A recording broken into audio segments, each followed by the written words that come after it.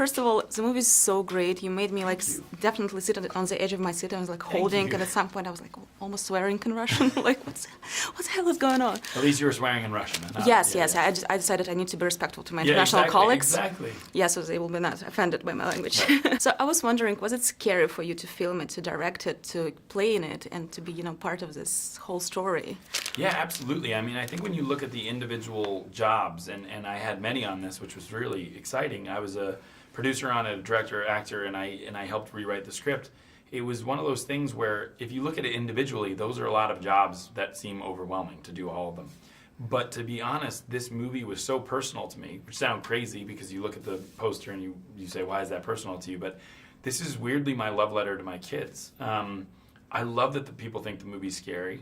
But there's something much bigger going on, which is this idea of family and protection and what would you really do to protect your kids, which is really the reason why I signed on to the movie. And so when you care about something that personally, and I did, I've never connected to a movie like this. And because I connected to it, it was actually great to have all those jobs because you could protect the movie on all sides. John compared it to this movie. He named it as a love letter to your kids. Do you agree with him? Slightly disturbing love letter. That's so funny. I don't know if it's a love letter to them. I don't know. It's so disturbing. I'm like, well, they should probably see it. They can read this love letter when they're 40, Can you talk a little bit about preparation for this movie? How did you prepare? I love imagining I'm actually in this movie and imagining my character, to actually be in my character's shoes. So that's probably the preparation I did. And it really helped, this movie really helped because we were on the farm the whole time and we were with only a few casts, so it was quite easy to imagine us all being a family and, us living there and then that helped create the fear when the monster came and destroyed everything. Yes, and also we had 2 weeks of rehearsal. So, we went through each scene. We got used to the environment. We walked around the farm. We sat together every day and talked about the movie, how we would communicate, how our character's feeling, how our character relates to each other, the dynamics of the family.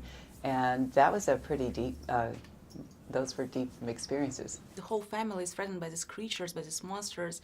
Are you afraid of some kind of things like that, or you have different phobias in your life? I mean, phobias. I mean, I'm not great with certain insects. Mm-hmm.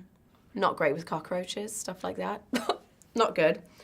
But a genuine fear is probably what every mother or parent fears is, I just worry about my children, probably, and like what this mother experiences, the idea of not being able to protect your children, that would be a very deep fear. But phobias such as insects are like, not pretty insignificant by comparison. Working with Emily Blunt, your real life wife, and playing married couple on screen, did it help you like this? You have like this touch with reality? Oh, huge. I mean, but it helped me not just because I had a touch of reality, but because she's so damn good at her job. I mean, she's so immensely talented, obviously, in her acting, but she's also extremely respectable. She's so professional.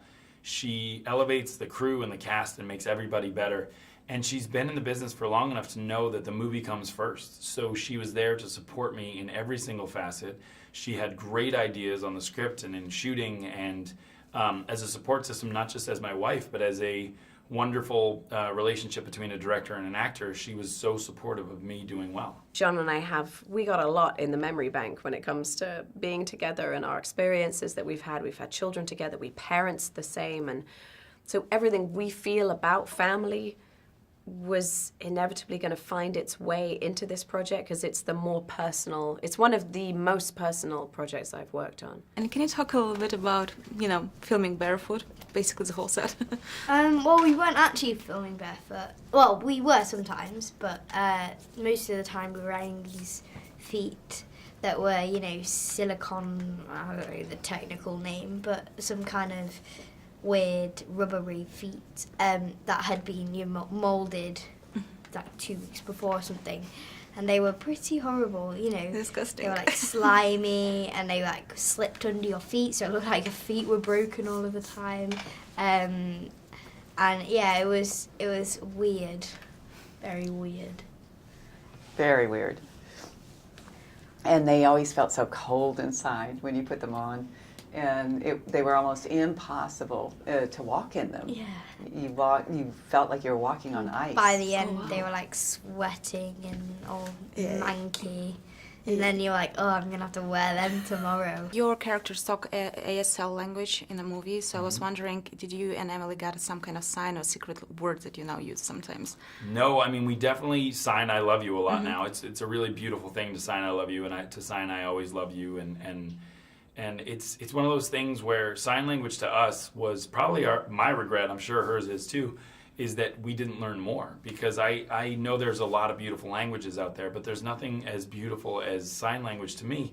There's something about painting in the air these ideas that is so beautiful to watch and so emotional.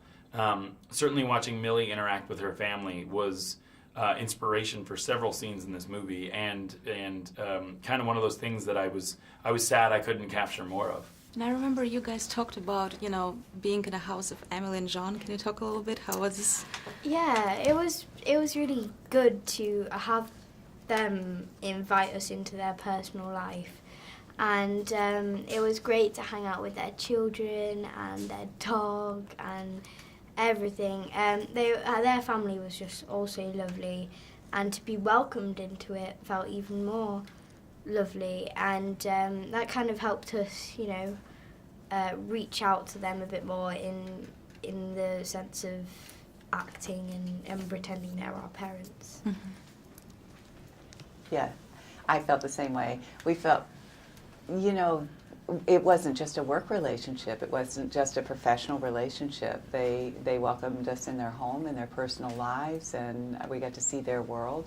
And they trusted us to come into their life, and and we played with their children and their family. They have very sweet girls, and yeah, it was amazing.